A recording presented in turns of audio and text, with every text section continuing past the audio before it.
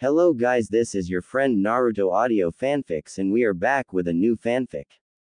Which is what if Naruto was cast into the demon labyrinth and returned changed?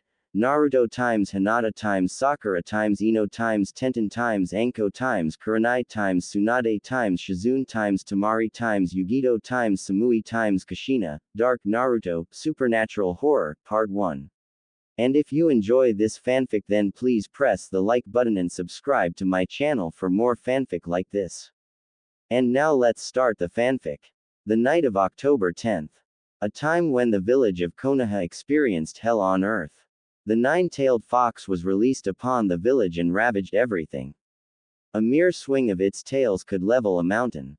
Its attacks would shatter blocks of houses in one go. During the fighting, the Yondaime Hokage arrived with his newly born daughter and son. Using a special sealing technique, he separated the Kyuubi in two parts. One was the chakra, the other the soul. He sealed the chakra within his son, Naruto, and the soul within his daughter, Narumi. With the village now saved from the threat of the Kyuubi, he took his two children back to their mother. Telling the villagers to treat his children as heroes for saving the village they sought out on trying to teach them to harness their powers of the Kyuubi. But as the years went on, the views of everyone changed. Narumi was trained to harness the soul of the Kyuubi while Naruto was pushed aside for the sake of his sister learning to keep the Kyuubi at bay. Naruto knew he held the chakra. How it would influence him. And it was getting to the stage of him struggling even more harder to think without being influenced by the negative thoughts of the chakra. But there was a few things he gained from the chakra he held of the Kyuubi. He could listen to people's thoughts and even gained a very rare ability. Transmutation. No, it's not the Full Metal Alchemist style. Right now, at the age of 7 he was doing everything he could to get the attention of his parents. But they were too engrossed in their daughter. Naruto devoted his time to learning about this transmutation power. He first found out about this power when he touched a tree stump and watched it turn into a chessboard. He found various books and began to learn the ways of transmutation. He learned that it was an ancient power that was long forgotten since the birth of chakra. It gives the user the ability to mold any object into anything they wish for. But the properties must be the same. In rare occasions, one can even wish for something to be removed or come into existence. He molded a lot of things with this power and considered himself a genius. But the transmutation only allowed him to transmute small objects. Thinking he knew enough, he ran to find his parents training his sister, Narumi. "Mom, Dad, look at this," said Naruto excitedly. "We're a little busy," said Minato. "I promise, this won't take long. I swear," said Naruto still excited. "Fine then, show us. You have 30 seconds. Barked Kushina. Running to the training dummy, Naruto placed a hand on the wood and focused. The wood began to fizzle away and began to morph into something they had never seen before. What it showed was a small figurine. The same height as their knees. Looking to his parents with anticipation, he smiled. He expected them to congratulate him for it. But what he didn't expect was for Minato to backhand him through the face. Hitting the ground with a loud thud, Naruto held his cheek as he looked at his raging father. "How dare you? How dare you?" hissed Minato. "You go behind my back and do this. I wanted to train, but you pushed me away in favor of Narumi," said Naruto, clear blue tear drops filling his eyes. "Your father is absolutely right," snapped Kushina, grabbing some dirt and throwing at Naruto. "You shouldn't have gone behind our backs. If you wanted to learn, you should have asked. Yet you betray us and do this. When were you going to teach me? It's always about Narumi," growled Naruto only to be punched by Kushina.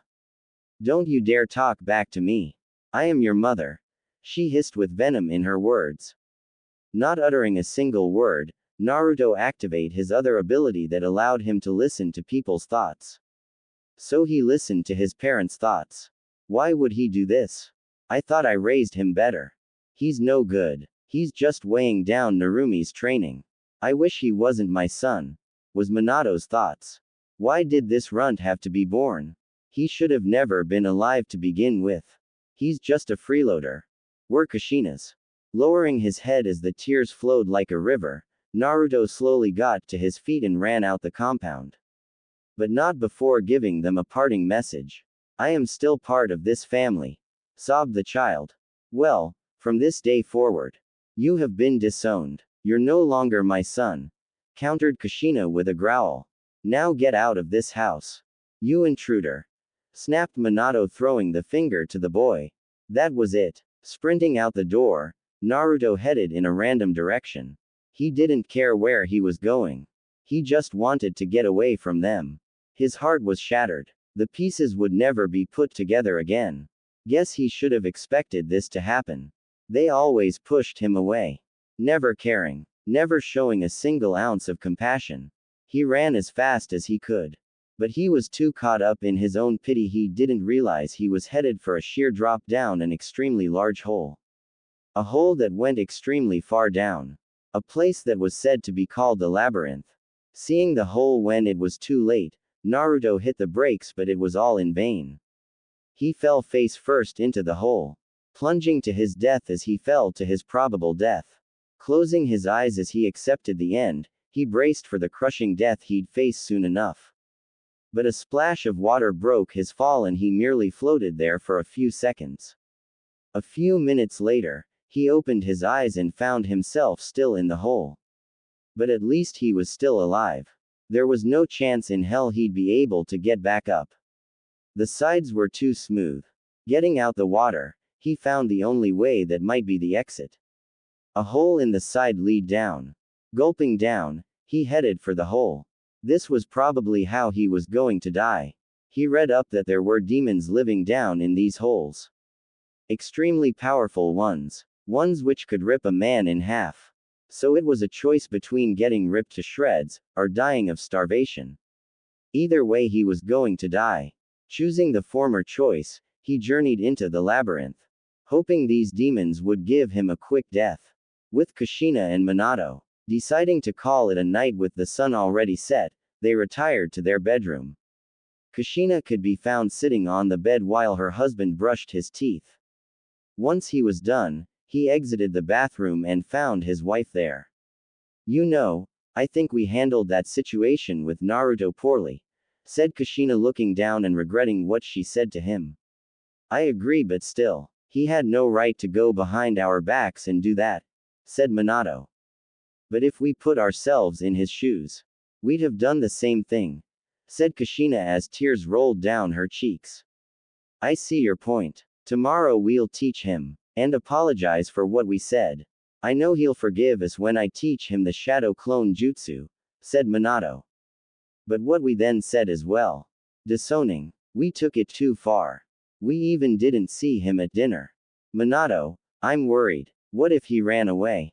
Cried Kushina as her husband brought her into a hug. Hey, it's going to be okay. He's probably with Makoto right now. I'll send out some Anbu to look for him, if that will make you happy, said Minato, reassuring his wife. I hope you're right. I can't imagine us losing a child, wept Kushina as she tried to calm down. With Naruto wandering the labyrinth, he felt his skin crawl. He could hear the various cries and groans of the demons inside this area. Stepping around the corner, he found his choice before him. A large demonic bear stood before him. Their eyes locked as they gazed at each other. Naruto was petrified in fear as he looked at the monster before him. What was this? This had to be something that a wish would grant. Did something above listen to his wish of death? The bear howled as it charged to Naruto. Seeing the demon charge at him, Naruto tried to dodge, but he was too late. The demon bear swung a large paw and struck Naruto's left arm.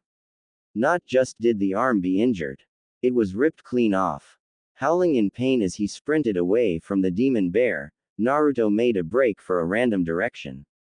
Spotting something in the dark, he dashed to it and jumped through.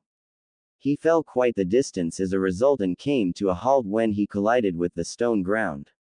Groaning as he looked about, he found many beautiful crystals that illuminated the cave walls, pushing back the darkness that was surround him. With light now established, He looked to his left side and found that his arm was completely gone. Pulling off his orange jacket, he ripped it up and used it as a bandage. With the patch-up now done, he headed off. Cammy knew where, but he had to keep moving. Not only that, but he had to find something that would clean his wound. Something that would allow the wound to not be infected. Hearing the sounds of dripping water, he followed the sound. Finding it in another small cavern, he found the water to be in there. Crawling into the tiny space, he felt the water drops hit his head. Turning his head to the side, he opened his mouth. The drops of water was crisp and refreshing. It felt like his strength and fatigue vanishing. Even the pain he sustained from the wound vanished. But then began to the tears. What was he going to do now? He just had his arm taken off from a demon bear and now he was going to die here. What now? Hearing another demon coming to the small hole, he looked to the entrance of the hole and found a two-tailed wolf with lightning surrounding its body. Looking back as more tears flowed down his face, he dropped his head to the ground. Was this it? Was this going to be his tomb? His grave? Was he trapped for good in this small area until he dies? Kushina was extremely worried now. It had been 2 days since Naruto went missing. She went to the Uchiha estate to ask if Naruto was with Makoto's daughter, Sayuri. Makoto says she hadn't seen Naruto the whole of yesterday. This was extremely worrying. Not only that, but it was heavily weighing down her conscience. She failed. She failed as a mother. Ever since her husband and her agreed to train Narumi first and then Naruto, she had become a poor excuse for a mother. Not only that, but rumors began spreading. The villagers caught wind that Naruto had vanished. Many celebrated it as they wouldn't have to see that runt again. While others, who accepted Naruto, being the extreme minority, wondered what had happened to the poor boy. Makoto and Sayuri included. Sayuri was heartbroken when she heard that Naruto was missing. She had a strong crush on the boy and was wanting to confess to him yesterday when he came over to play. Sure, they were only 7, but she wanted him to know that she was in love with him. Minato had dispatched all Anbu units to track down Naruto and bring him home for them to apologize for their actions. Naruto was to not be harmed in any way. But it was all in vain. Their searches turned up empty. Minato also felt that he failed as a parent. Why didn't he choose to train both siblings together? What made him think it was a good idea to favor the one and not the other? What was he going to say to Naruto when he did come home? The worst-case scenarios began to play with his mind. He began to think that a helpless, defenseless kid would be kidnapped, tortured, or even murdered in cold blood.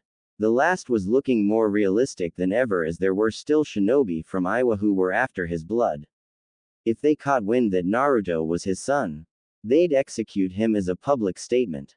Where was Naruto? Was the words of everyone's mind. With Naruto laying in the small hole in the wall, the two-tailed wolf glaring at him as the beast pawed at the hole, trying to get into the hole for its next meal. Naruto had managed to maneuver a bit and found the hole to have enough room for him to sit down in. There were a number of crystals that glowed in the room he made his new home. They did well to push back the darkness. Naruto even used his transmutation power to make more room and even found where the strange water was coming from. A rather large crystal was the source of the water that gave him healing. Despite having his thirst problem fixed, he knew there was still the notion of hunger. He had not eaten for 2 days. He was starved. He could eat anything by now. But despite his hunger, his mind kept replaying the last moments he had before this. He had showed his parents his power to the point of him being disowned. Every piece of his life was in shambles because of them turning their backs on him for his older twin sister. Why? He said to no one in particular. Why did it turn out this way? Am I that weak? Am I that worthless? He questioned further. An image of Sayuri flashed through his mind as he looked to the two-tailed wolf. I should get back to her.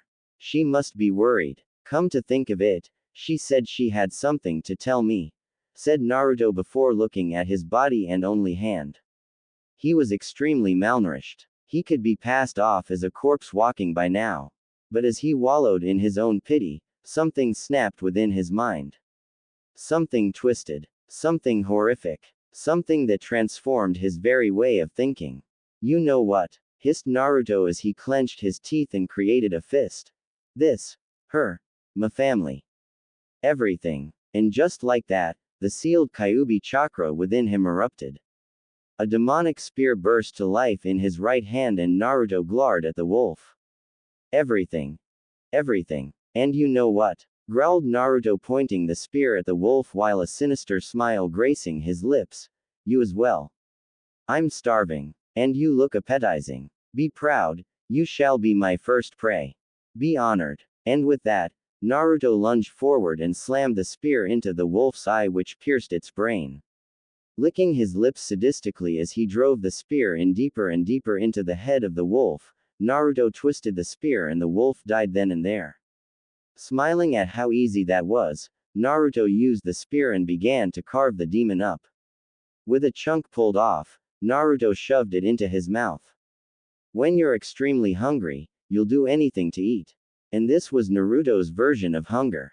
Swallowing it down, he felt his stomach bring it back up. Forcing it back down with the water from the crystal, Naruto felt it no longer come up. Looking at the spear, then the demon, he threw the spear away, which vanished into vapor. Digging in and ripping flesh from the carcass of the wolf, Naruto ate like a savage who just came off a hunger strike. Swallowing large gulps of water to keep it down. It tasted horrendous, but it was still pleasing at the same time. He ate the entire thing within 1 hour.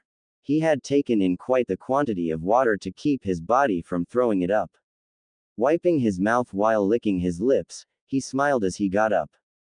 Delicious. Wonder if there is any more pleasing things to eat around here, chimed Naruto as he walked off while summoning up the spear from earlier. But not before making a promise to himself. I shall gain power, far beyond anyone's expectations. I will butcher those who choose to stand in my way, he vowed as he walked. Time skip. 8 years later. It had been 8 years since Naruto went missing. The mere name was now lost to people's minds. A rather distant memory. Old papers littered the lamp posts and walls, showing Naruto being missing, and they'd be paid a handsome reward for his discovery. Many people had given up the search for the boy, but not for Kushina. Minato, the entire of the Uchiha clan searched and searched for Naruto. But still to no avail.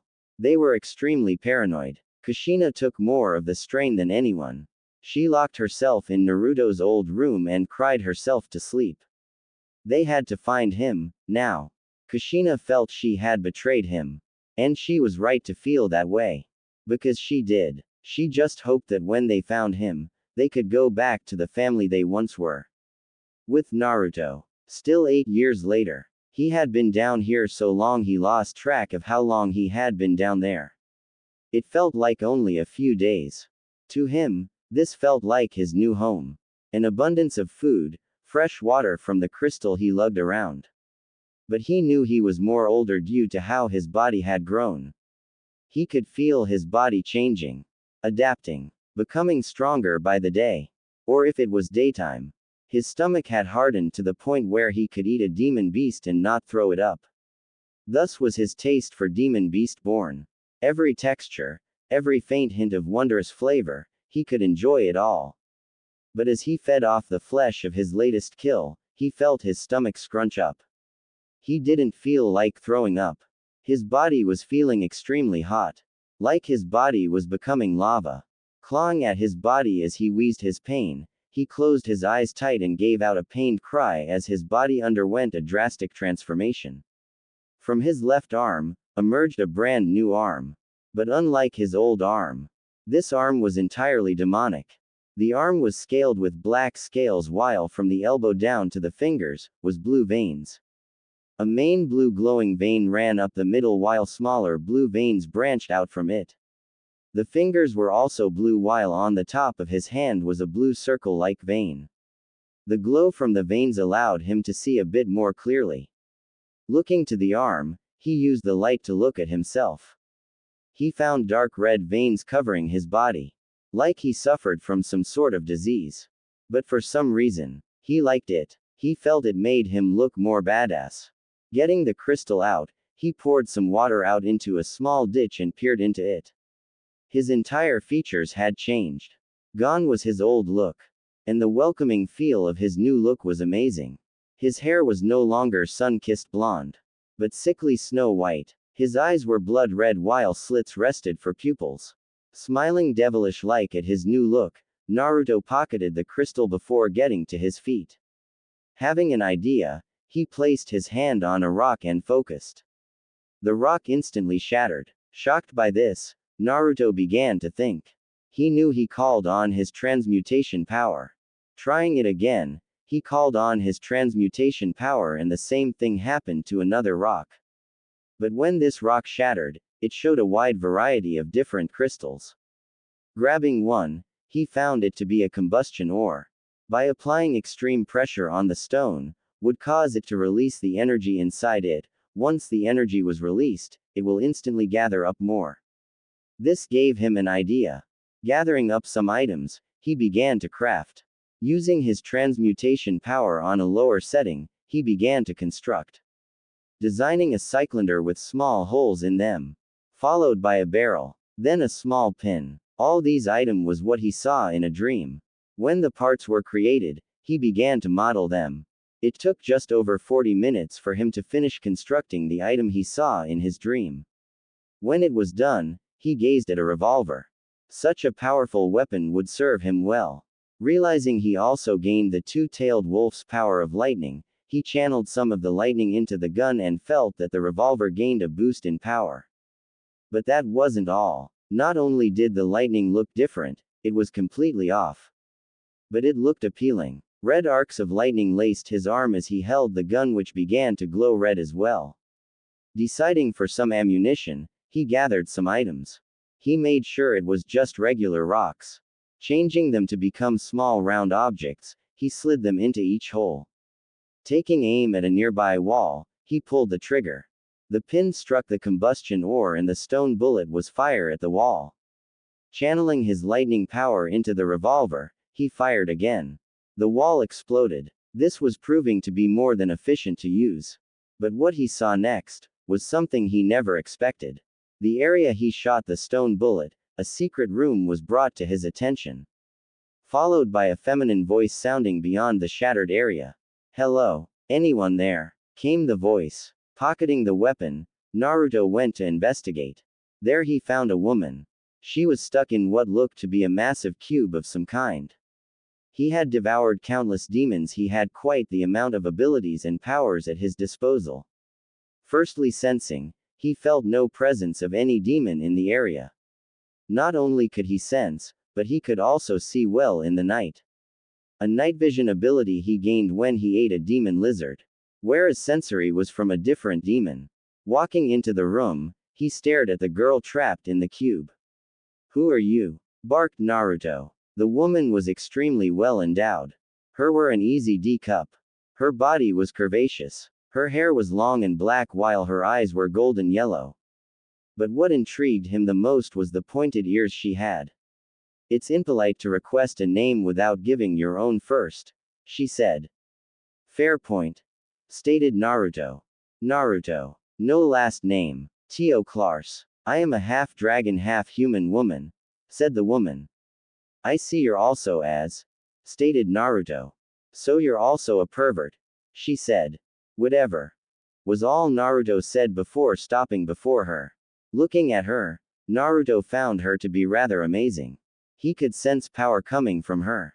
So much that he wanted it for himself. Licking his lips as he brought out his revolver, he pointed it at her head. "Sorry. Nothing personal," said Naruto, slowly squeezing the trigger. "Please. I can help you," she begged. Naruto stopped his actions before moving the pistol slightly away from her. "Explain," barked Naruto. "I am extremely good at taking down foes with little to no ease. I am also the strongest of my race. I am good at sensing enemies. And I can do more than play with my prey," she stated. "Great. I can also do that. But what do you have to offer me? If you have nothing, I will put you down, hissed Naruto, putting the gun to her head again. I offer you my body. I will do everything in my power to please you in bed. And I'll do it with a smile on my face. Plus, you can't really kill me as I'm an immortal, she stated with a smile while she licked her lips as she felt just how powerful he really was. Explain why you would offer your body to me, ordered Naruto. Just imagine it. The two of us, becoming one as we frolic between the sheets. I will give birth to your child. A union of our power would be incredible. Not only that, but a heir to your throne, she suggested. The idea did sound amazing. Plus, it would be nice to have a companion with him. Who was immortal at that? It did get a little lonely. Just him being alone, hunting and eating these demons. So having her around may not be so bad. Pocketing the weapon and placing his hands on the cube, he began to concentrate. A few minutes went by and the cube shattered with the girl falling into Naruto's arms. Thank you, thank you, thank you, she said repeatedly before getting off him and spreading her legs. As promised, we shall mate. Not just yet, said Naruto, stopping her. Though having you beneath me screaming my name would be nice. I have to get stronger. There are a few demons still in here. I can sense it, said Naruto with the girl nodding. I see. Then we shall hold out until then. At least, until we're out of here, said Tio. Agreed, said Naruto as he took off his shirt and handed it to her to put on. So much time had been wasted on finding Naruto. Konoha was entering a major recession. Something they had never faced before. Due to contracts not being handed to shinobi who were out searching for Naruto, their business image had taken a massive hit and now they were struggling to get back up to their standing in economy. Minato had called back all shinobi who were still searching and told them to take on missions while still searching for Naruto. Hopefully that will bring back his son. Sayuri along with Narumi had graduated the academy and were now on a team. Narumi tried talking with Sayuri but she refused to talk. The pain of Naruto missing still left its mark on her. It was something they couldn't stop her with. Makoto was the same in this regard. With Naruto walking about in the labyrinth, Naruto along with Tio and surprisingly another woman were doing their best to find a way out of the labyrinth. Naruto had taken it on himself to now ask questions on people he met. If they were friend or enemy. If they were enemy, Naruto would cut them down. It was Tio who gave him this idea. It worked well, and considering that there was another woman in the group, it made it better to highlight who was enemy and who wasn't. Naruto's weaponry had also grown bigger. From just a simple powerful revolver, to a massive weapon that he said was called a rail gun. It could shoot bullets at the speed of light. Even faster if Naruto wanted to. The weapon was so powerful, it ripped a demon beast in half the first time he used it. Can we take a break? My feet are killing me, said the other companion. Very well, said Naruto with them setting up a fire for them to sit by the fire that blazed in the cavern. The new woman in particular was an extremely developed woman with long purple hair that flowed down to the middle of her back. Her blue eyes were captivating and her chest was an easy H. Her hips and her legs seemed to be the epitome of beauty. Tio was rather skeptical of her tagging along and being with them, but it made more sense to have the party more bigger than ever. They met her in the same condition as what Tio was in, but instead of a massive cube, she was chained to the wall with various seals surrounding her. According to what she told them, she had been cursed to live as long as time itself for her crimes. Much like Tio was immortal. Apparently, she was extremely good with her power. Easy dwarfing Tsunade's own. What she told them, she had been caught helping a demon who had been injured and she was cursed by her master. But that was now in the past as she was now in service to Naruto. Much like Tio, she also offered her body to Naruto as a form of payment. Naruto didn't mind for that either as he was prepared for when Tio and him would become one. The woman's name was Mira. Her full name was Mira Suo. A woman who called herself a banshee. Using her power to heal those she considers her friends and allies while killing those who tried to her enemies. Naruto, If it wouldn't bother you, can I perhaps take a look at your power? Asked Mira. Tio merely shared a hateful glance at Mira before she went back to tending the fire. Very well, said Naruto with Mira moving closer to him. Placing her hands onto his chest, she began to scan his body, trying to understand what happened to him. After a few minutes, she stopped. It seems you are not human. Yet you are at the same time, concluded Mira, taking her hands off his chest. Explain, said Naruto looking at Mira. Normally, when one eats demon beast meat, they turn into one. Though this isn't the case with you, I can sense a demonic form of power within you. This demonic power within you was sealed away and left alone. But when you consumed your first demon beast, the power from the demon beast merged with this demon power and caused it to become excited. After the amount of demon beasts you devoured, the sealed demonic power was released all at once, thus changing you. Even though you are a demon yourself now, you still retain your humanity. A demonized human, a combination of demonic power and a human appearance. But not only that, it seems that your power tends to get excited. You may want to be careful, said Mira. I see. Well, thank you, said Naruto, getting up and walking off. Once he was away from the two women, he pulled out his revolver. Reloading the weapon, he gazed at the roof of the cavern, illuminated by the countless crystals that lay around him. He had been down here so long he wondered what the outside world looked like. Hopefully it was better than this. Of course, once he was out, there was no chance in hell he was going back to Konoha. Come to think of it, he had the power that could very much change the world. Even though he was now a demon, it was the best course of action. But where was he going to put his new world? It had to start somewhere. Thinking a bit, he remembered that Kiri was currently in a civil war. If memory served him well, they still were. Nodding at this thought, he made his choice. He'd go to Kiri and assist in this civil war. He didn't care which side, as long as he got to kill. Killing was his only course of action now. Coat the world in blood, as they say. But as he was thinking on this, he felt a pair of slender arms around him and felt a pair of pushed against his back. Looking behind him, he was awarded with a kiss on the lips from Mira herself. Taken back by it, he pushed her off him and watched her lick her lips. What the heck was that for? Asked Naruto, slightly shocked. Myself and Tio had a bet. Seeing that you promised Tio to sleep with her, I decided to challenge her wish. She declined the challenge. I proposed an alternative. Do you wish to take part in it? She purred. And what is this alternative? Growled Naruto. Close your eyes and you'll find out, purred Mira in a sultry manner. Doing as she asked, Naruto closed his eyes and waited. What he didn't expect was for his pants to be unzipped and Mira on her knees, sucking him off like a lollipop. Lime. Eyes snapped open to look at the purple-haired woman, her head bobbing up and down, getting the limp hard. He never experienced this before. But man alive, did it feel good. A low whisper-like groan escaped his lips as he felt Mira swirl her tongue over his.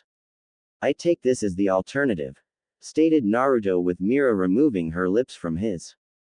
Indeed, replied Mira. Letting her do what she wanted, Naruto merely placed a hand on her head as she continued to service him.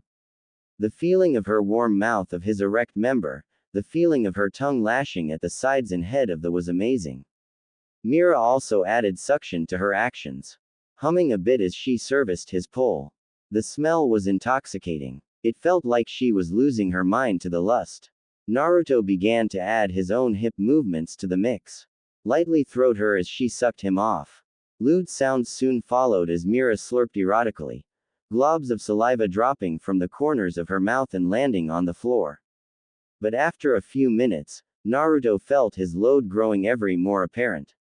Shit, Mira, I'm gonna come, said Naruto as he felt Mira wrap her arms around his waist, securing him from moving away from her. Coming, groaned Naruto. Mira felt the first few shots of cum. The taste was a little salty, but it was also sweet. Like candy, she hungrily took all of it into her mouth and down into her belly. There was so much coming out. It was nice to know that he could climax for long periods of time.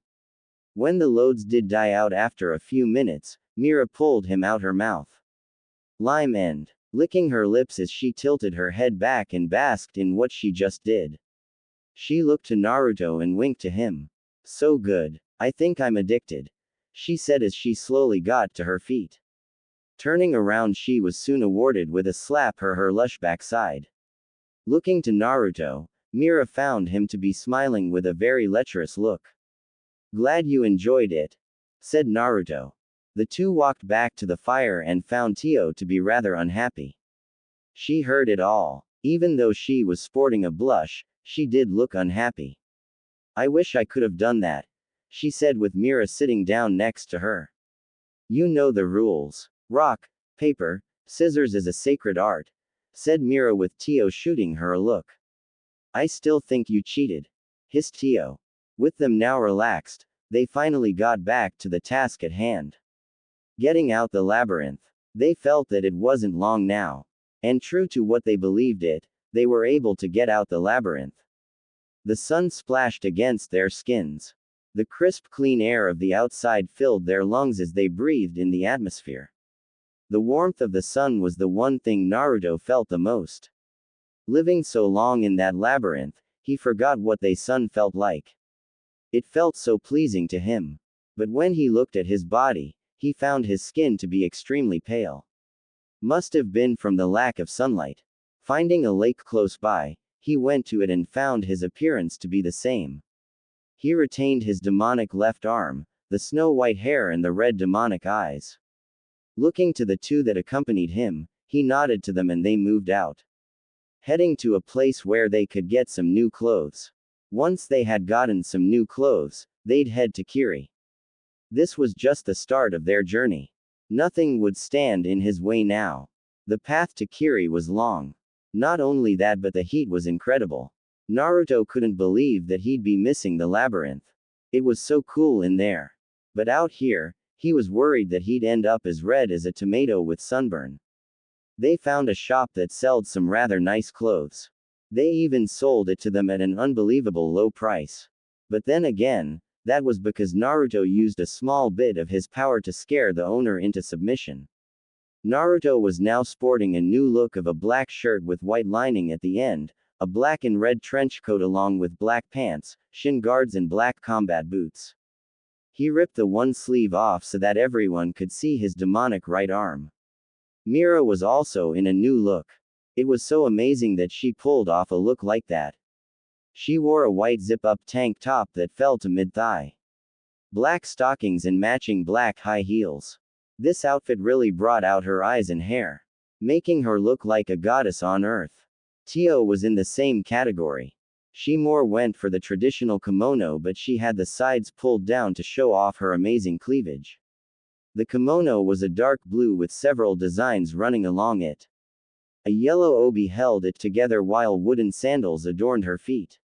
Her hair was tied up with a hair clip she also bought. How they got the money, you ask? Well, some thugs they passed by found a liking to Mira and Suo and challenged Naruto to a duel to have them as for them to enjoy. Naruto didn't even use 10% of his power to kill them. He was rather surprised that he was able to kill them so easily. But then again, the demon beasts of the labyrinth were extremely tough to beat. So these guys were piss easy. He'd have to seriously hold back a bit when engaging in combat from now on. But then again, where's the fun in that? He wanted to test just how powerful he has become. He wanted to test the limits of this awesome power. How far is this place? My feet are killing me, whined Mira. Is there anything better you can do apart from whining? Hissed Tio. I can do things better. I proved that to our master, purred Mira as she latched onto Naruto.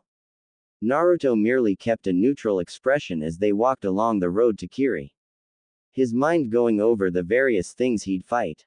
If humans were this easy to get rid of, he'd be ruling the world right now. That idea was rather alluring. The king of the world. It didn't take long for them to get to Kiri. Mira and Tio both sighed when they finally made it. But their little peacetime was disturbed when a shinobi warrior was flung to them. A series of kunai littering his body as he lay dead at their feet. A battle is happening around us, said Naruto looking in every direction. True to his word, there was a battle going around them. Various sounds echoed across the battlefield as the faint sounds of people being killed filled their ears. But just as they were about to continue any further, a Kiri shinobi shunshin to them. Are you an enemy? Or a friend? Questioned Naruto. You are the reinforcements that the rebels called for. Yugura will want me to kill you. Nothing personal, said the shinobi grabbing a kunai. So you're my enemy then, stated Naruto bringing up a finger to flick. You seriously think that such an attack will hurt me? But please, by all means, try and hurt me, said the Kiri shinobi dropping his guard. Naruto brought the finger close to the man's face and flicked. The man was sent rocketing back and smashing through several walls before being killed by the last one. Every bone in his body broken. The fighting instantly stopped when Yugura was seen coming into the clearing and looking to Naruto. Who are you? Questioned Yugura. Why did you kill my soldier? That makes you also my enemy, said Naruto pulling out his pistol and aiming it. You would dare challenge the almighty Yugura? Hissed Yugura as Naruto pointed the revolver at Yugura. Pulling the trigger, Yugura found his arm to be completely blown off from the socket.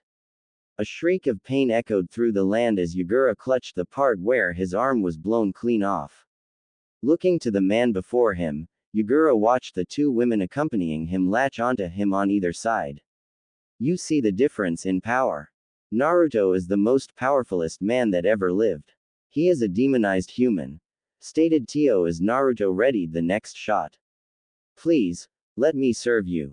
I will do anything you command me to do, begged Yugura with the gun being placed before his eyes. A point-blank headshot. Enemies must die, growled Naruto pulling the trigger. Instantly then and there, Yugura was murdered, within the blink of an eye. The very tyrant who started the civil war was at last dead. Naruto for himself felt no form of satisfaction or sense of accomplishment. Just a neutral feeling that he just murdered someone. It didn't even faze him at all. Pocketing the pistol, he looked to find a whole bunch of shinobi making their way to where they heard the gunshot. One of which was a woman with lush auburn hair and a body that was appealing to look at. A blue dress hung over her body, concealing her to Naruto. A bang covering her one eye. Looking to the now deceased Yugura, the woman looked to Naruto and his companions. Are you the one who killed Yugura? Asked the woman. That depends. Are you an enemy? Or a friend? Asked Naruto bringing a hand up to the pocket that held the pistol. I'm a friend. Thank you for helping us in our time of need, stranger, said the woman with a bow. My name is May, and I'd love to have you as our leader. But Lady May, whined one of the forces allied with her. He's a complete stranger. Can we really trust someone we just met? I know it may seem hard to accept. But can't you feel the power coming off him? His power easily dwarfs all of ours combined. He is the perfect candidate to rule us. Not only that, but we'll be defended by him while we have time to rebuild, said May looking to Naruto. May I know your name, stranger? She asked. Naruto. No last name. These are my concubines, Tio Clars and Mirasuo, said Naruto with the two women giving a mocking bow. It may take some time to get the city rebuilt. But in the meantime, we can offer you something. A home, said May gesturing to the cage tower. Looking to the tower, Naruto found it to be the ideal thing he was after. It was the perfect width and height to offer him what he wanted in a place for himself. Looking back to May, who was currently checking him out while licking her lips, Naruto cleared his throat. Very well. I shall take up your offer and lead you into a new age, said Naruto walking to the tower with May hot on his heels. Very good, sir. If I may, I'd like to serve as your secretary, she suggested with Naruto stopping and looking to her. Very well, said Naruto as they walked to the tower. Walking into the cage tower, Naruto and the group headed to the top where the cage would do his paperwork. The doors soon opened up and showed a desk with a few papers littering the desk. A rather fancy chair lay behind the desk, adorned with various precious metals and royal red cushions. Placing his hand on the table, Naruto used his transmutation power and turned the entire group of objects into a very regal throne. Mei was utterly stunned at the power that was demonstrated to her. Not only that, but she was rather confused that Naruto chose to get rid of the desk for a throne. She watched Naruto sit on the throne and slouch in it while both Mira and Tio sat with him. But they more knelt next to the chair and used the arm rests as a means of support only for Naruto to place a hand on each of their heads. Mira on the left with Tio on the right. From this day onwards, all problems will be brought to me personally. Any person who wishes to ask something from me must say it to me in person. No form of paperwork or anything. This shall be the norm from this day forwards, said Naruto with Mei bowing to him. It shall be done. I will begin notifying the population of your words, said Mei, leaving the tower and their new leader. Naruto merely looked around. This place was rather nice. Not only that, but there was still some touch-ups that had to be done. At least it was a start. Ruling the world would be from this spot. If he was to create a new world with a sea of blood, then so be it. Nothing was going to stand in his way. He didn't care what people would call him. He'd take them down no matter what. This was the start of a new world order. So this is our start? Asked Tio with Naruto stroking her head. Of course it is, barked Mira. What do you take our new master for? That's quite all right, Mira, said Naruto stroking her head as well. I shall become the very definition of fear and anxiety. I shall become the demon king of the elemental nations. None shall defy me, for I am the demon king of despair. Will the people still be free? Asked Mira. Of course they will, but they must always know who is in charge, said Naruto with both girls licking their lips. The wife to the demon king. I like the sounds of that, purred Tio. For once, we're in agreement, said Mira also licking her lips. Time for the elemental nations to get a wake-up call, said Naruto darkly.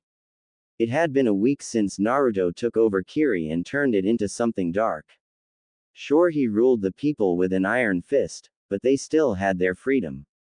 Whatever issues that arose, were brought to Naruto and he passed judgment. Be it something trivial to something dangerous. The two women that accompanied him into Kiri were now his lovers. They each had their turn with him. And much like his promise to Tio, she took his first time while he took hers. Mira enjoyed herself when she could. And even tried to outdo Tio in terms of how long they could last. This of course led to a few incidents where they'd end up fighting. And Naruto was the one to step in and stop them. Naruto didn't mind it, as long as it didn't disrupt his work. Ruling a nation was hard as it was.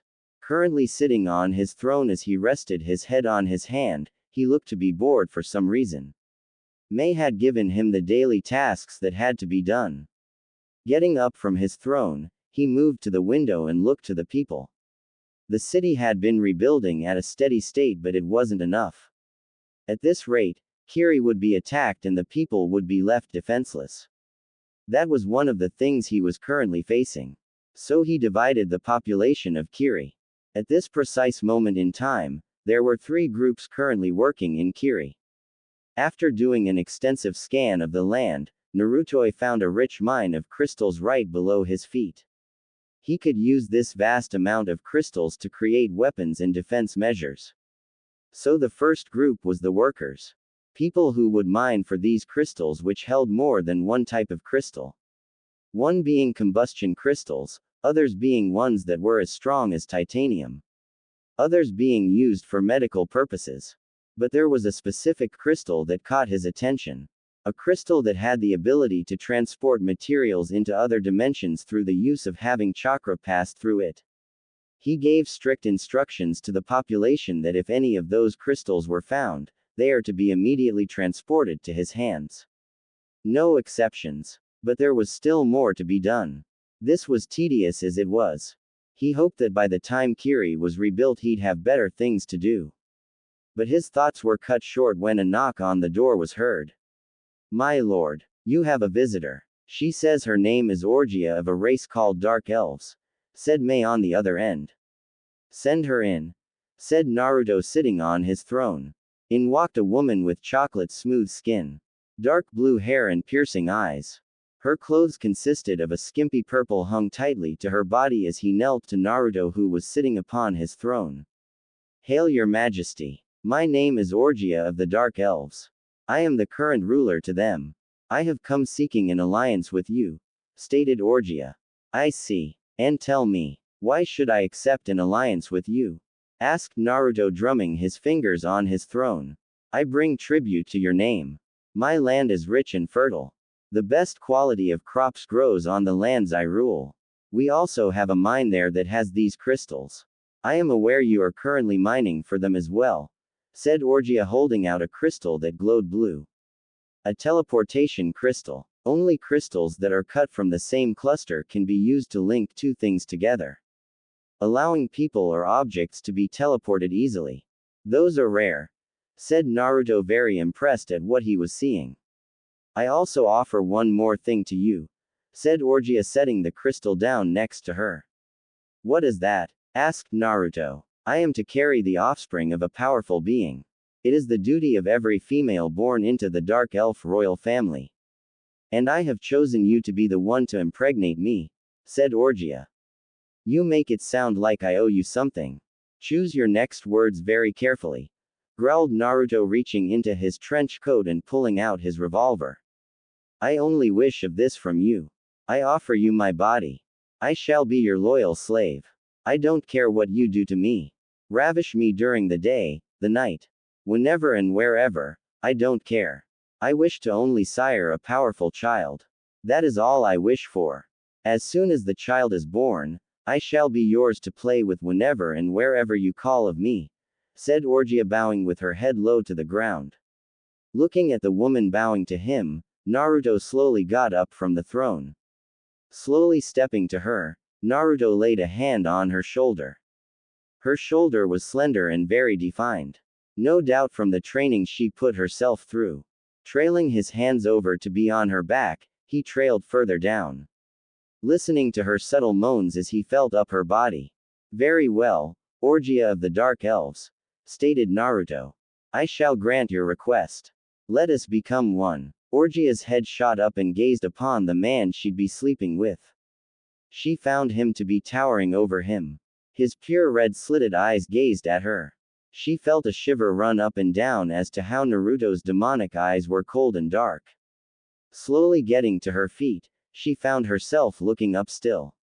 She was slightly shorter than he was by a few inches. But still, when Naruto closed the distance with her, Orgia felt her heart go at 1,000,000 miles an hour. Naruto's one hand soon moved to the cloak she was wearing and undid the buckle, the heavy baggage falling off her shoulders and landing on the floor. The other hand lifted her head and allowed access to her virgin lips, which were soon claimed when Naruto placed his lips against hers. Orgia instantly responded to the kiss and threw her arms around his neck, pulling herself closer to him. Naruto's now free hands moved to begin feeling her up, starting from her lush and plump rear to her slender back. Orgia couldn't help but let out a moan in pleasure, feeling how he was starting to enjoy her body. But that was soon short-lived as Naruto's demonic instincts took over and pinned her against the wall with incredible speed that had never been seen before. He was a demonized human, so this was understandable. Orgia soon felt her clothes discarded as Naruto broke the kiss with her, his red eyes now glowing as he gazed upon Orgia's ripe body. Orgia soon understood what must happen. Clothes were still in the way. They had to be removed now. Stripping out of her clothing, along with Naruto, the two soon began to act more fiercely with one another. Orgia could feel Naruto raging hard on, rubbing against her thigh, and it excited her so much that she wanted it inside her. Naruto soon moved from her lips to her neck where he began to bite and suckle, desperately giving her a hickey. Orgia's one hand trailed to the back on his neck, occasionally digging into the flesh while the other moved to begin stroking him. Feeling the raging thing, her hands twitch at the feeling of her cold hand. You love this, my lord, she purred. But she didn't get an answer. Instead, Naruto grabbed both her legs and lifted them up and rammed his length into her, breaking her hymen in the process and making Orgia throw her head back in pleasure at how amazing that felt. Sure, it was her first time, but the pleasure that coursed through her body was so strong, she barely felt the pain. Me. Your new slave, purred Orgia, throwing her other hand around his neck. And Naruto did just that. Thrusting his hips up, he watched Orgia throw her head back as she felt him kiss her cervix with every thrust. The feeling was incredible. She didn't want the sensation to stop. Feeling him deep inside her and hitting all the right spots. How does it feel? Feeling my squeeze you, she purred. It's rather tight. Probably tighter than Mira and Tio, complimented Naruto. I'm glad. This is your, no one would ghetto to even see it apart from you. I belong to you and only you. Give me your seed and I swear it that I shall give birth to your child, moaned Orgia as she was bounced on Naruto's pelvis. Then take it. Take my cum and bring forth my child, said Naruto as he increased his speeds. Orgia's eyes soon rolled into the back of her head as she felt her climax approaching, and from the way Naruto's was expanding within her, his release was coming up as well. After a few thrusts, Naruto grunted and fired his load into Orgia while Orgia cried in orgasmic pleasure. Feeling his seed fill her up to the brim, the head tilted back as she held onto Naruto like her life depended on it. His cum deep in her womb. Her egg had been fertilized. She knew for sure that she was now pregnant. Only a matter of time before a powerful half-demonized child is born. End. Pulling out of Orgia and setting her on the ground, Naruto got dressed and sat back on his throne as if nothing happened while Orgia too got her clothes back on and bowed to her lord and lover. Thank you for helping me sire a child. I shall return with more of my brethren, as well as more of the crystals, said Orgia smiling while licking her lips. I shall await your return. Ensure you are successful, said Naruto with Orgia nodding her head. I shall ensure you aren't kept waiting, my lord, said Orgia with her getting up and leaving. But as she left, Tio walked in and sat on Naruto's lap while looking to the door. More specifically, Tio saw Orgia when she walked out before she could walk in. Can she be trusted? Asked the half-dragon. That remains to be said. But her land does seem to possess teleportation crystals. A very rare crystal, said Naruto looking at the crystal Orgia gave him. Even if she gave you a blood gold mountain, that doesn't mean she can be trusted, said Tio, not liking this. I understand. But to make you feel better, as we speak, my power is growing within her. And I'm not talking about the child growing in her. When I ejaculated into her, I infused a bit of my power into her. Should she turn against me, I will trigger that power and kill her instantly, stated Naruto. You sure are prepared. That is what I love about you, said Tio, giving her lover a kiss on the lips. At long last, Naruto had finally gotten enough crystals to begin the creation of what he had planned. And about time as well. Every single vein in the mine had been drained completely of crystals. Every crystal went into various things. As well, Naruto had sent out scouts and expedition crews to find mines that held these powerful crystals. He wanted more. Even though the mine was dired up, the crystals were put to good use, such as domestic use and even military use. Naruto had drawn up several blueprints to help the people construct various tools to improve their lives, even going to the extent of using the crystals as a new energy source. As it turned out, slamming to combustion crystals together and making them shatter would provide enough power to run 3 heavily populated villages for 3 years. That alone was impressive. Many people were thankful to Naruto. Sure, he was cold and ruthless in terms of how he ran them, but he still had their best interests at heart. He also made medical advances that seemed to be beyond their time. Hospitals were able to treat injuries with ease that would require amputation in the past. Even the basic ways of living was boosted to have them live very, very comfortably. Many even had begun to revere him as a god. A few even started to form a cult to worship him, believing that he was the one true god that descended from heaven to lead them.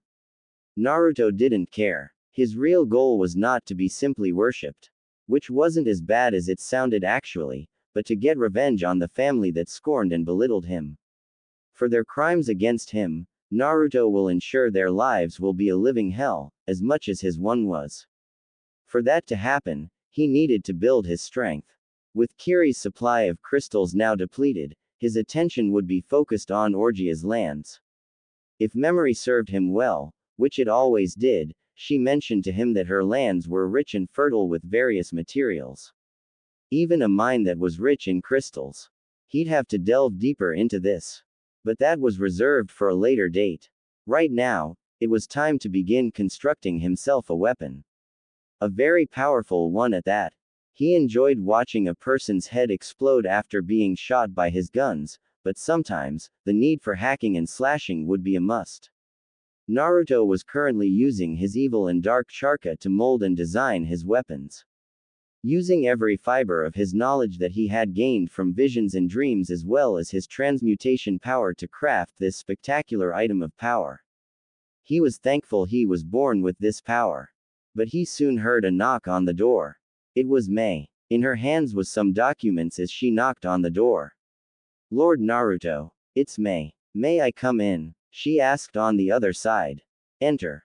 Was all Naruto said as he grabbed another crystal and began to mold it into the bunch. I am sorry for the sudden barge in, my lord, as I know you are busy and wish to not be disturbed. But this requires your immediate attention, said Mei, standing behind Naruto and close to the door after closing it.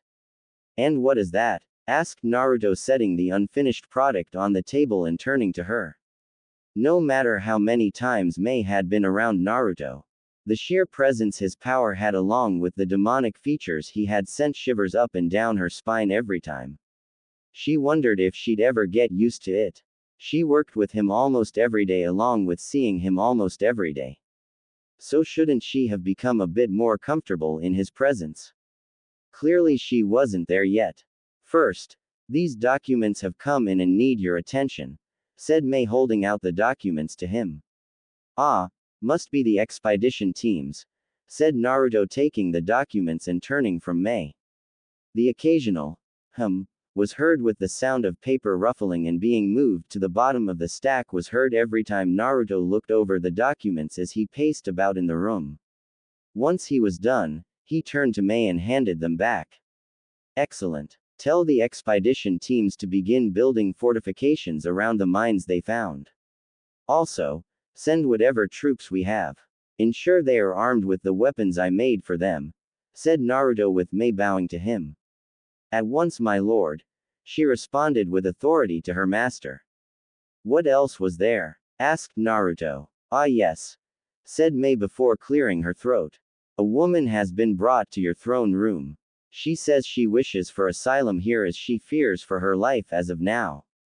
I see. Very well then, I shall see this woman, said Naruto, with Mei looking to the table to find the unfinished weapon on the table.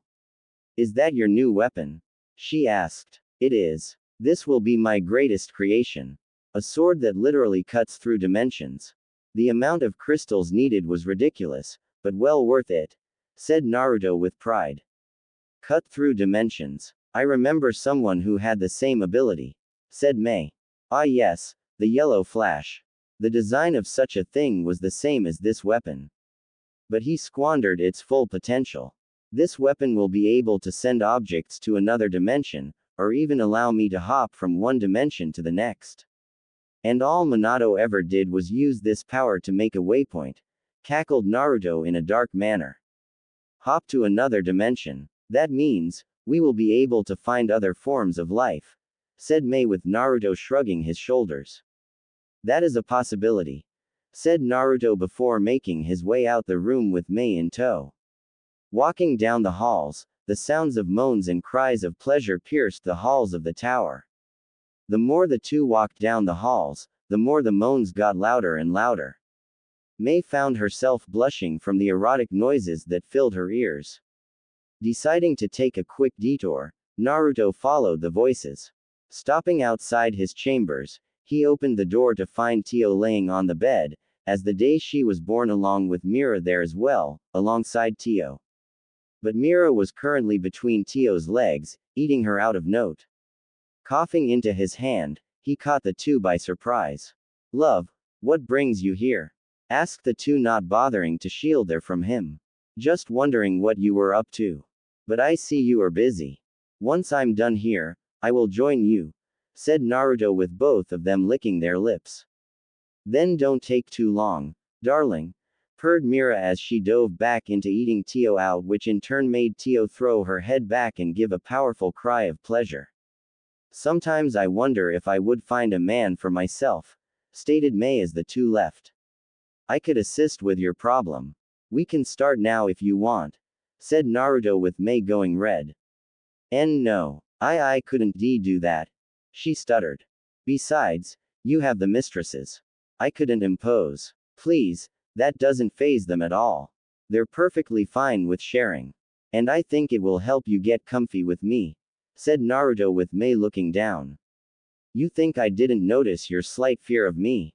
Please don't punish me, Lord Naruto," said May, only to be brought in close by Naruto, who moved his hand to her waist and felt her up.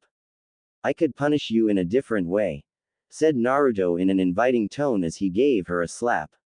May's face burned hotter than 1,000 suns. The voice from her leader was already driving her crazy. In her free time, when she wasn't assisting him and being slightly afraid of him, Naruto had actually been the star of many of her fantasies. And here she was awarded with the golden opportunity to live out said fantasies. She'd be a fool to pass this up. "But then who would assist you?" she asked. She missed her chance. "I will find someone who would replace you, moving you up from the position you're at to being that of royalty," said Naruto with a wink to her. "Then, may I consider this?" she asked. "Deadline is tomorrow evening," warned Naruto. "I will have an answer before then," she said courageously. "You seem to try and tell me differently, but your body is telling me yes," said Naruto with a devious smirk as he moved his hands over her shapely hips and up her smooth and flat stomach, making her shiver at his touch. "Then, how about tonight?" she said. "I look forward to it," said Naruto, letting go and walking off like nothing happened between them. Once sitting on his throne, Naruto found a beautiful woman with blonde long hair and piercing blue eyes. Eyes that he remembered he once had. But no more was that the case. Her body was rather pleasing to look at as well. "Speak," was all Naruto said. "Please, your majesty, I seek refuge here. My name is Yugito. I ran from home and wish for a new life. I beg you," pleaded the woman. Noticing the hite on her head, Naruto took note that she was a shinobi of Kumo. Leaning forward, Naruto began to ask her. "And why should I accept you, native of Kumo?" asked Naruto. "The way I was treated in my home was horrible. I was hated and tormented. I ran away in search of a new life. I came here after hearing how powerful and amazing you are. I beg you," pleaded Yugito, lowering her head to him. "The new Kiri is not a simple sanctuary as you may think. The people here work for their places. Even if it's something trivial as cleaning the streets at night. So I ask you again. Why should I accept you?" pressed Naruto, letting some of his power leak out. "I offer you," trailed Yugito as she blushed before moving her hands to her chest. "My body." Intrigued that she would offer herself so willingly shocked Naruto even more. This was surprising to say the least. "Explain yourself," asked Naruto, leaning back and slouching. "I will be yours to use as you see fit. I will be there for you to relieve some stress whenever you encounter such," stated Yugito. "I have my mistresses to do that for me. Why should I accept your offer?" asked Naruto, still pursuing her. "I am a Jinchuriki. I have more stamina than other people thanks to the beast I hold within. So I will be able to go for longer," she stated proudly. Very well, Yugito, of this moment you are now a citizen of Kiri. Take off your hite and burn it as a mark of your freedom from the life you left behind. You will be treated as a mistress from this day on," said Naruto, getting up from his throne. Welcome to Kiri. I thank you, my lord, said Yugito, bowing to Naruto. Who gave you the right to speak? You're so useless. Useless doesn't have a description for you. You will never be anything in your pathetic life. Just die, you waste of space. Shooting to a sitting position, Naruto panted as he woke up once again in a cold sweat. Putting his demonic hand to his face, he steadied his breathing as he tried to calm down. It had been the same. Sure, he was insane, but he never was able to rid his mind of such nightmares. The pain he had been through. That bloody village was a sickness to him. The people tormented him, belittled him, broke him. Oh, how it would soothe his mind to just set that place ablaze. But there was only one thing he could do. Torment them back. The amount of punishment they put him through, he'd pay back in full. Looking to find himself as the day he was born, along with not just his mistresses but two new ones as well. Mei and Yugito were currently snuggled into him as they slept with the others on the bed. Last night was one that Kiri will always remember. The amount of screaming that went on must have kept everyone up. Who knew Mei was such a screamer? But now was not the time to compare who had the loudest scream when it came to orgasms. It was time to begin the next stage of his plans. His new weapon was almost finished. Just had to sharpen it, enchant it and use it. Making his way to the armory where the weapon waited for him. Making it there, Naruto got back to work. Adding the finishing touches and the last few crystals. Molding them using transmutation, Naruto shaped the last of the crystals, forming the finished katana and scabbard. Stepping back from the table, Naruto marveled at his creation. It had taken so much time to mine for these crystals that were needed, but now that they were gone, a powerful weapon could be born. Drawing the sword, Naruto placed his thumb on the one side and his index on the other. Focusing his evil chakra into the weapon, Naruto sharpened the blade to cut anything. Testing this theory out, he set up a huge boulder of solid steel in front of him. Getting into a stance, Naruto brought his hand to the hilt. His eyes trained on the boulder. A bead of sweat falling down from his face as he focused his mind. And act he did, drawing the katana as fast as he could that made it look invisible. He sheathed it and when the click was heard, the boulder was cut clean in half. A clean slice. It was impressive. With a weapon this sharp, a 3-foot steel beam might as well be made of paper. But now it was time to test out its ability to cut through dimensions. That was the whole point of making this weapon. A weapon that could slice through dimensions.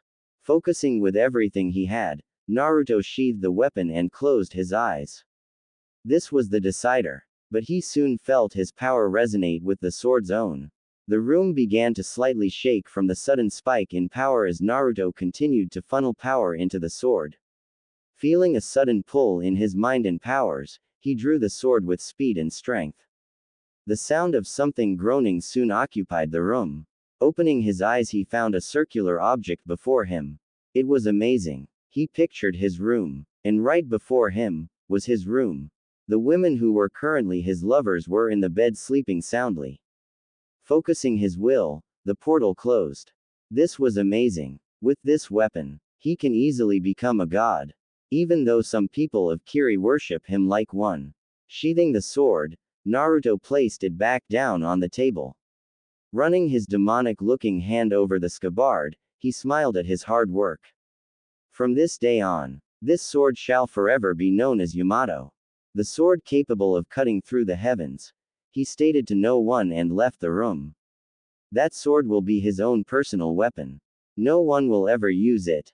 Not even his mistresses. That said, he was considering on passing it down to his children. But that would come at a later time. But as he moved to the throne room, Naruto felt a sudden jerk within his mind and soul. The room began to spin as his vision slightly blurred. But forcing his body to return to what it was, he found the room no longer spinning. Attending his duties without Mei was a small challenge due to how she was able to filter down the requests and audiences so easily. But with her no longer available and now one of his mistresses, things were going to be exceedingly tough. It was only during the height of the day, did Naruto finally decided that enough was enough. He called a guard to have any person who was willing to take up the mantle of being his new secretary, seeing that May was now a concubine. Hundreds of people flocked to the tower, eagerly waiting to see their master and show them their talents, in hopes of gaining the right to stand by him as his assistant. It was only halfway through did Naruto finally find himself someone adequate enough to take up the mantle that May suddenly dropped. Though half of that reason was because of him. The woman herself had blue hair with a rose tied in it. A paper rose at that.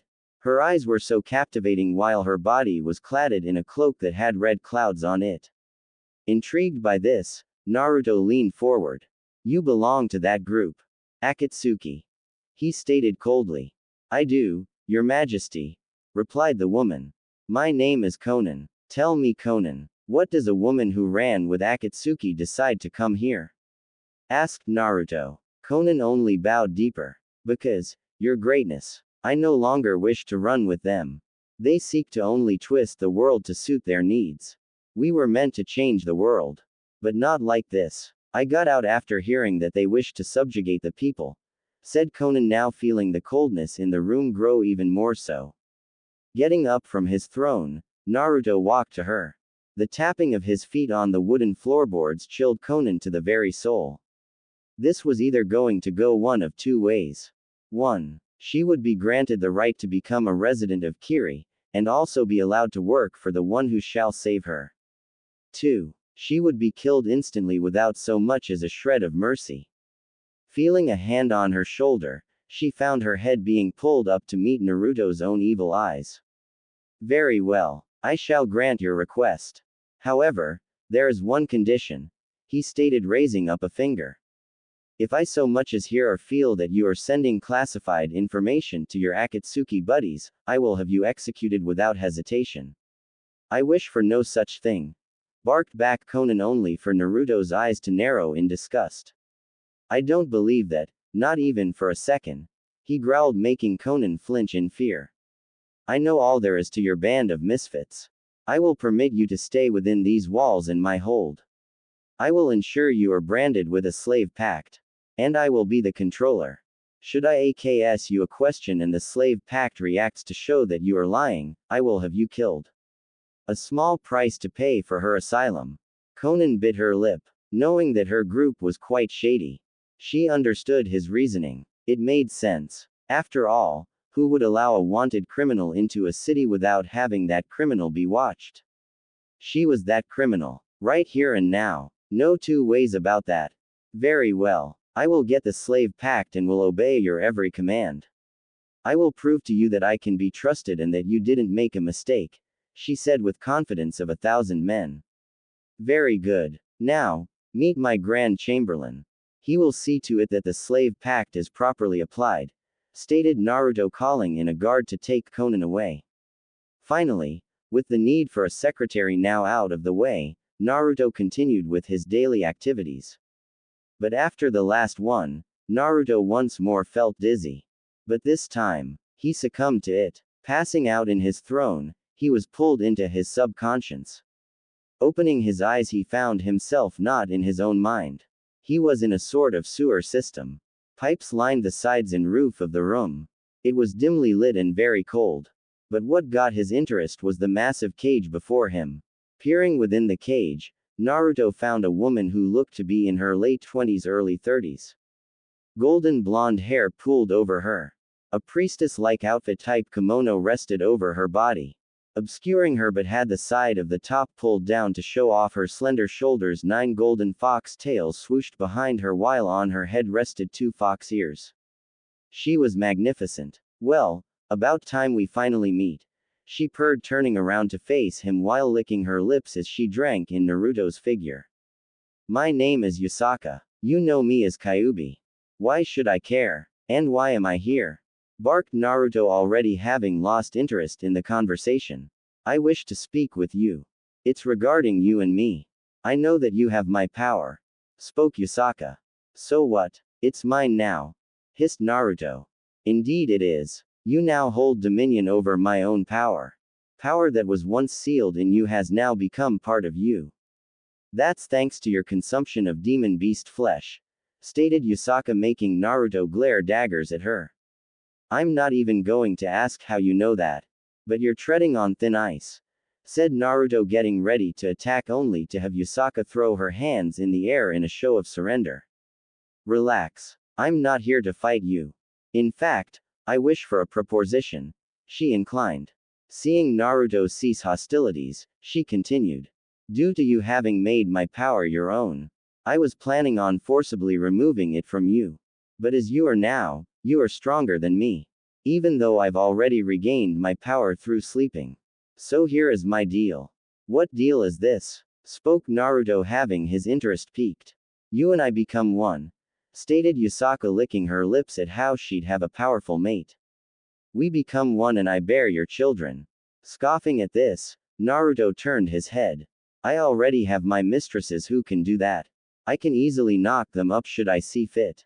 Why should I agree to have you bearing my children? Come on. Think about it. Two powerful beings, copulating as we make amazing love. And when I conceive a child, that child will become the most powerful being in existence. Nothing will stand in our way. Me by your side, satisfying your desires along with your other mistresses. Siring your children and ensuring that they are powerful, seduced Yusaka.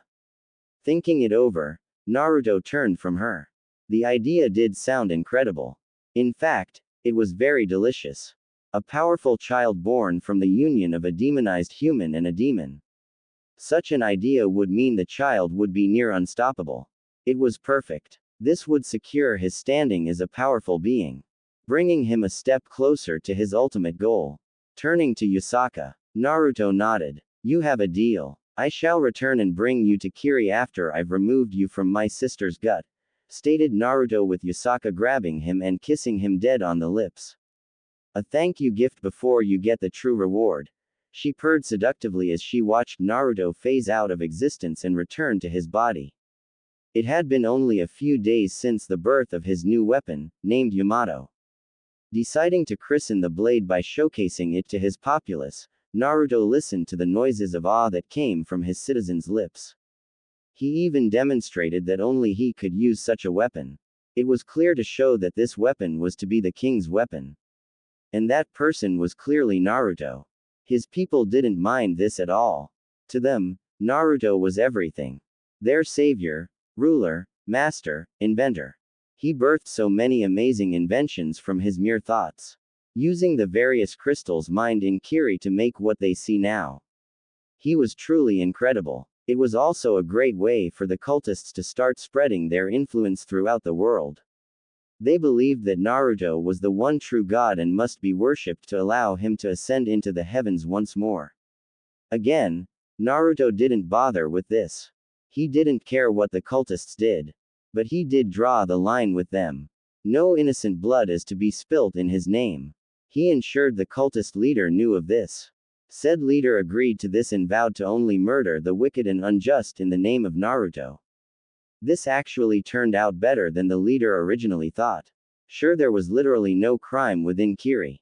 Like there was none at all. Officially and unofficially. A perfect utopia. Something that even Konoha struggled to achieve. The victims to the cultists were bandits that infiltrated and sought to try steal what they wanted. The bandits were captured very easily and given to the cultists. This was also a great way for Naruto to keep the prisons very spacious. Very few people were in these prisons. The people that were in there were ones of important stature waiting to have a word with him. They were put in there as to 1.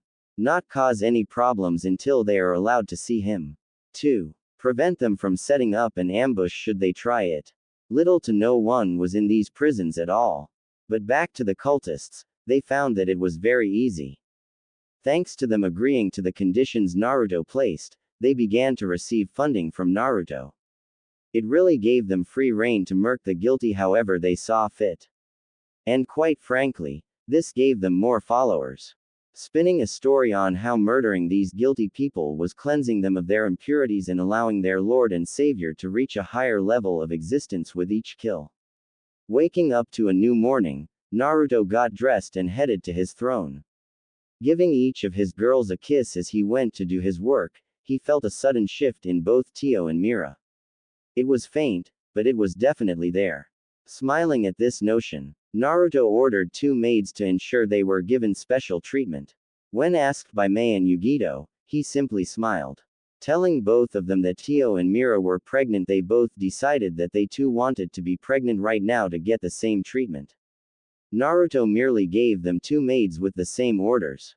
Pushing the doors open to his throne and sitting down, Naruto looked to find Konan with a stack of papers, and motioned for her to come forward and present the work that needed to be done. Taking the first of the papers, Naruto read over the contents. His stern and focused gaze never breaking as he read through the words on the page. After a few minutes, Naruto felt his rage boil. How dare they? He snarled as he shot himself out of his throne and slammed his fist into the nearby wall. His glowing demonic arm scaring a few maids that were walking past. May I inquire what the matters is? My lord, quivered Konan, afraid to answer more freely at how her master's stoic expression was shattered like this. Konoha, snarled Naruto, pulling his arm out the wall, shaking it to get the bits of rubble and dust off it. A letter has been sent from my illustrious father. They seek to create an alliance with us.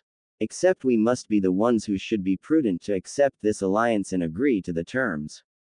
They also want us to share the technology I made with them. This is not an alliance, this is slavery. But they can't do that, retorted Konan angrily, setting the papers down. The technology was made by you. You are its designer, creator and inventor. If you didn't show these people how powerful the use of CYR stalls, they would be still rebuilding the city. You took 3 years of hard labor of rebuilding the city and turned it into 3 months. I have only been in this city for 2 weeks now. And I find it to be pleasant and vibrant. I even learned all I could about you from people that work with you. I appreciate the compliment. But this is something that really gets my blood boiling. They never even specified the terms of what we will get back. They just expect us to just hand over our toys. And that's it, growled the demonized human before something clicked in his head. Giving a menacing smile, Naruto licked his lips. This got the attention of Konan as she lifted an eyebrow in her head to the side. What seems to be the change of moods, my lord? Asked Konan, perplexed by this. This can work in my favor, was all Naruto said before sitting back on his throne. Bring me a page and a pen. After a few minutes, Konan returned with what her master asked for. Taking the 2 items, Naruto began writing down some words on the page, all the while, his smile never breaking. It was rather unsettling. After a few minutes, Naruto handed the letter back to Konan. Send this to Konoha. It is a letter saying that we accept their terms and will enter an alliance with them. Madness, my lord, barked Konan, completely forgetting who she was talking to. You'd be willing to turn your back on the very people you brought out of darkness, only to be put under poverty and oppression once again. Naruto merely chuckled at how angry Konan was. Getting from his throne, Naruto took the young woman and showed her to the window that overlooked the entire village.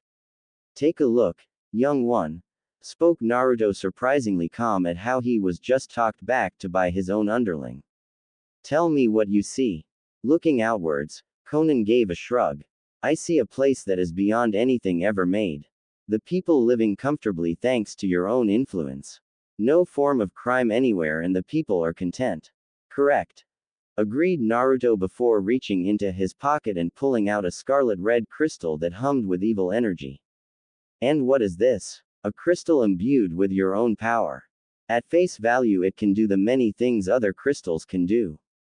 It can be used as a combustion crystal, teleportation crystal. Any type of crystal it can do. However, it is very unstable and is more used by you as grenades. Given enough power that has been added to the crystal, it can even act as a bomb. Naruto nodded as he pocketed the crystal. Exactly. I made that letter as a mere ruse. Under the disguise of an alliance, I will give Konoha what they want. A new technological era at their fingertips. But it will not be theirs to control. I will be at the controls. I can control when the crystals explode. I can control how they will explode. I can even control how big the explosion will be. The wheels within Conan's mind began to turn and eventually everything clicked as she too began to give a devious smile. Instead of powering the many contraptions made by you with the precious and valuable crystals these people have been mining, you will give them these crystals. Literally controlling how the technology will function. Thus making you the sole ruler of the Konoha from the shadows. No one would dare lay a finger on you. Or risk the explosion of something or someone they hold dear to them. Naruto smiled as he pat Conan on the back, feeling how slender and defined her body was in the process. Correct. That is the goal. I will ensure Konoha is brought to their knees. No one shall escape my wrath. Though, there will be some who do, spoke Naruto before sitting back on the throne. Ensure that letter is delivered to Konoha.